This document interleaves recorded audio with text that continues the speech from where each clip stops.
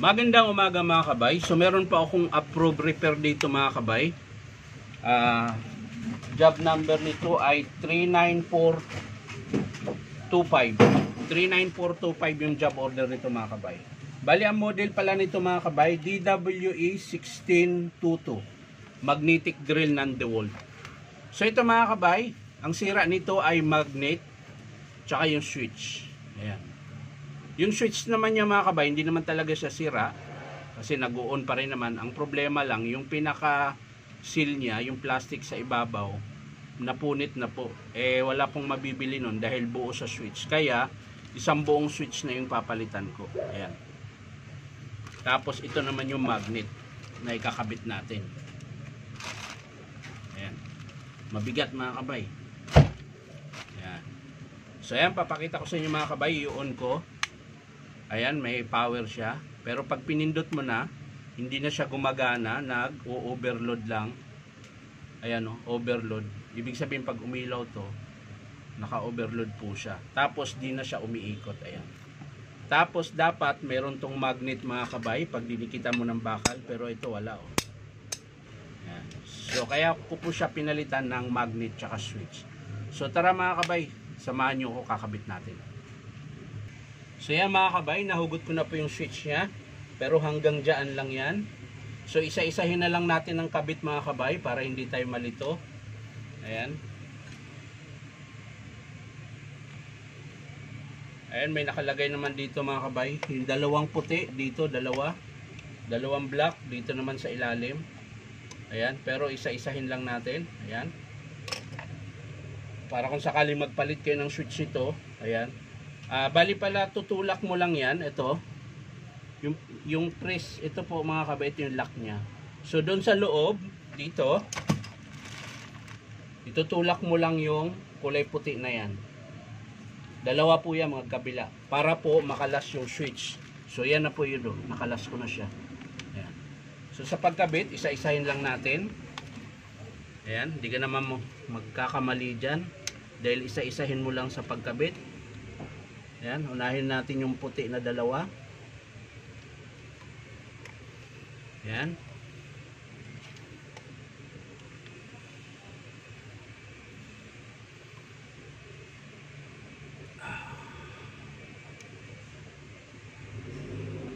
Yun. So, nakabit na yung dalawa mga kabay. So, ito na lang. Yung kulay itim na dalawa.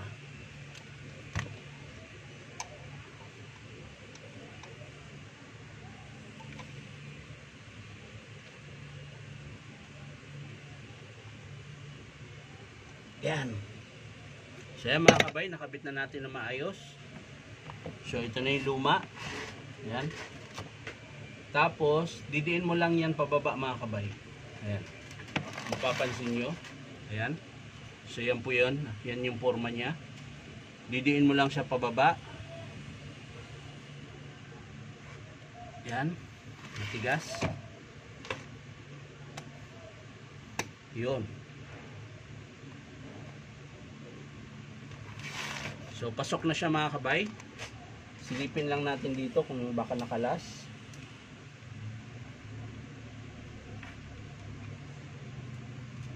Yan. So hindi naman po siya nakalas.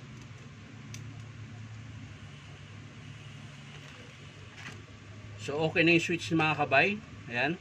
So ang papalitan naman natin sunod ay yung kanyang, ito po yung magnet. So sa pagkalas yun mga kabay, yung magnet, meron po yung isang screw sa loob. Andito. May screw sa loob, tapos may screw din siya dito sa harap na dalawa. Alin screw mga kabay, nandito dalawa. Papakita ko sa inyo. So syempre tanggalin muna natin yung lock para mahugot nyo pong buong to. Yan, luluwagan nyo lang to mga kabay. Yan. Tapos pag naluwagan nyo na, aangat nyo lang to. Yan.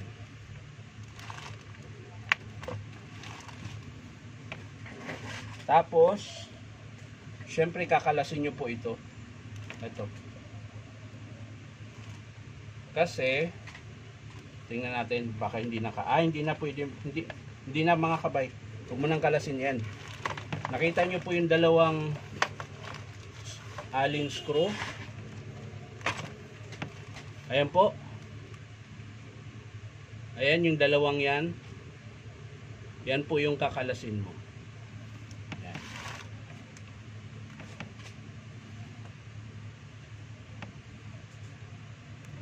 So yan mga kabay.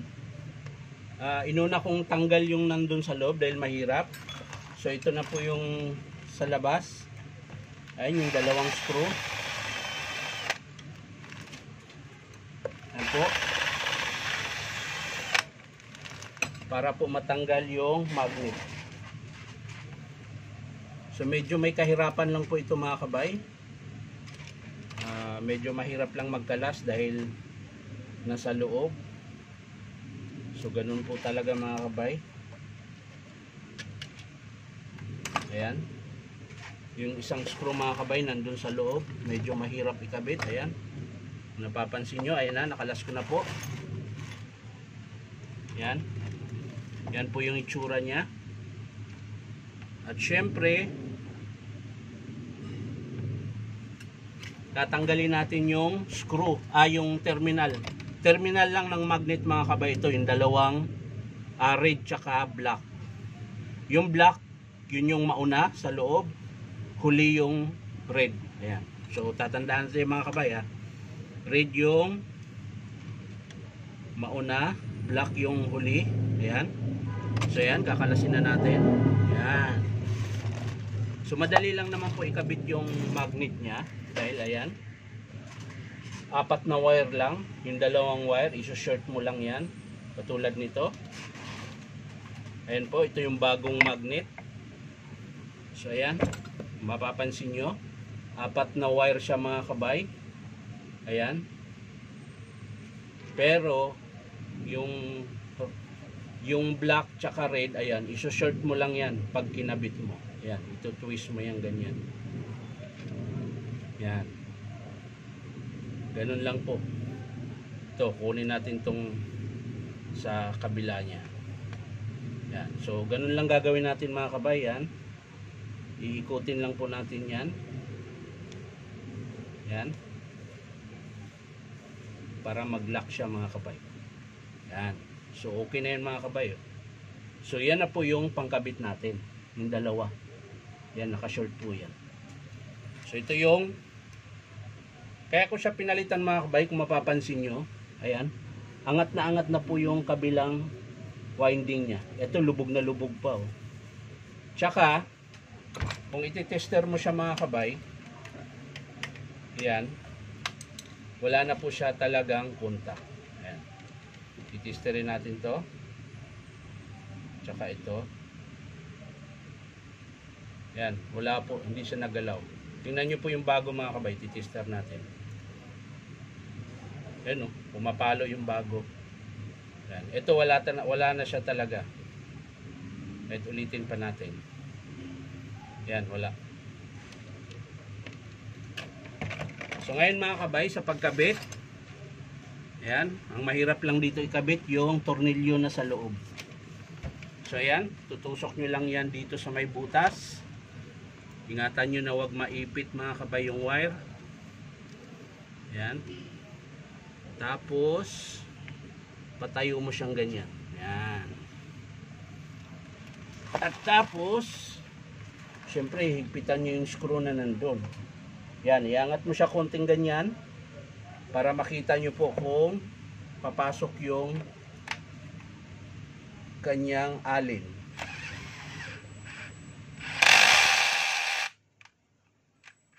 So luwagan lang natin. So yung alin na gamit ko mga kabay para madukot, ito po. Para siyang may bilog sa dulo. Para pwede siyang itagilid. Yun pala ang purpose ng alin na pabilog yung dulo. Yan. Para kahit nakatagilid, gagana siya. At syempre dito naman sa harap mga kabay. Ayan. Yung dalawang screw naman. Dalawang alin. Ayan. Kakabit natin mga kabay. Kabilaan po yan. Yan. Medyo pahirap lang tong isa. Yan. At syempre, hihigpitan natin. Yan. Pero bago mo higpitan mga kabay, check mo maigi yung wire, baka naipit. Yan. So, wala naman mga kabay. So, ngayon, pwede na nating higpitan siya mga kabay. Ayan. Papantayin nyo lang. Oops. Ito ang bumaba. Loko-loko ito.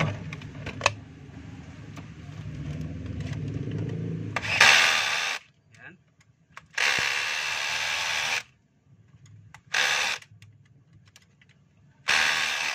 So, mahigpit na siya mga kabay. Sa loob naman mga kabay, higpitan natin. Ayun. Yun nandun sa loob.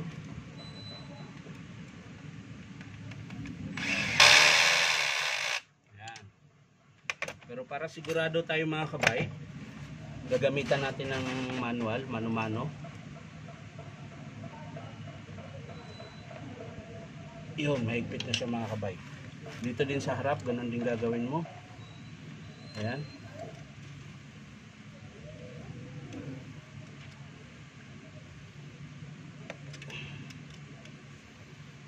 So yan na mga kabay, okay na siya. So ang ikakabit na lang natin ay yung wiring niya mga kabay. Ito. Ayan. So tagilid natin para makita nyo. Ayan. So unahin natin yung black mga kabay. Ayan. Naka-terminal type lang to mga kabay. Kalang, kunin lang natin itong plastic niya para safety. Wala pa lang kasamang ano yung bagong magnet mga kabay. So lilipat lang natin yung plastic yan para lang hindi siya kung sakali mang tumabingi hindi sila magdikit.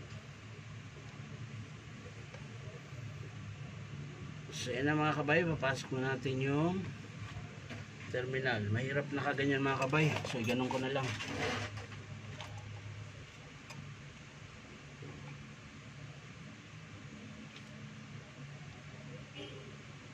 Ayaw.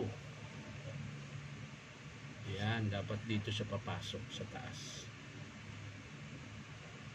Dapat sa taas. Hindi sa ibaba.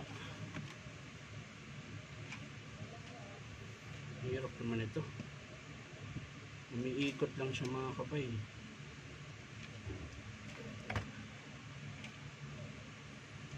Alam mga kabay, ayusin natin. So yan na mga kabay, napasok ko na yung isa. So ito na lang yung sa labas. Medyo mahirap ipasok yung nandun sa ilalim. Dahil napitpit po pala yung terminal nun. Kaya siya, yun.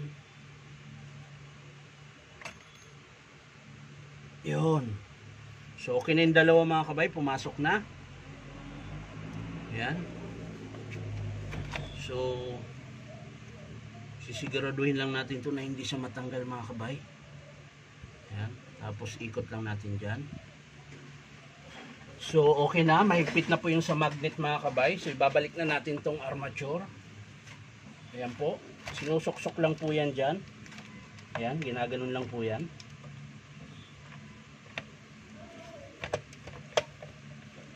Ayan. Tapos hihigpitan nyo lang po yung lock nya, yung alin. Yan.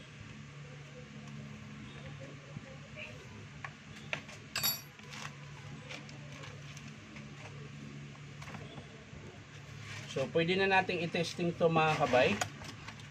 Ayan. Tatabi lang natin yung plastic. Ayan. Tapos papakita ko po sa inyo yung ito. Yan. So i-testing na natin kung gagana na ba siya. Yan, sasaksak natin mga kabay. So natin, kung kanina mga kabay, ito walang magnet. So ngayon meron na. Ayan o. Ayan o. Pag inop ko, mawawala yung magnet yan mga kabay. Wala na. Ayan. Ay dumikit. Tapos pag inon ko siya, yun, meron siya ulit. Ayan, oh. Ayan. So ngayon, okay na yung magnet niya. Ito na naman ang paandarin natin kung gumagana na siya.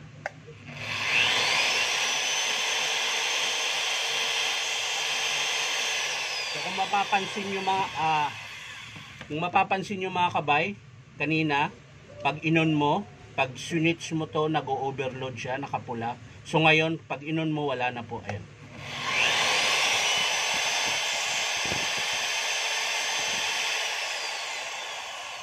Tapos yung magnet niya, ayan ha. Malakas na po yung magnet niya mga kabay. Ayan. Testing natin dito sa ito. Ayan o. No, nabubuhat na mga kabay o. Ayan. Pero pag pinatay mo yan, wala na. Ayan. Dahil nakaupo yung magnet niya. So yan lang mga kabay. Maraming salamat sa panunood. At pa-like and share na rin po. At syempre po, baka naman pwedeng pa-subscribe nito aking YouTube account na Inom Tabay. So ang pinalitan natin mga kabay, ulitin ko, ayan, switch. Pero buo ito mga kabay, yung switch. Ang sira lang yan yung pinakasil niya sa ibabaw. Tapos yung magnet niya mga kabay. Ito po yung magnet niya, napakabigat. Ayan, sira po ito. Ayan. So maraming salamat ulit mga kabay. At syempre, baka naman pwedeng subscribe nyo ang aking YouTube account na Inom Tabay. So maraming salamat. Bye-bye.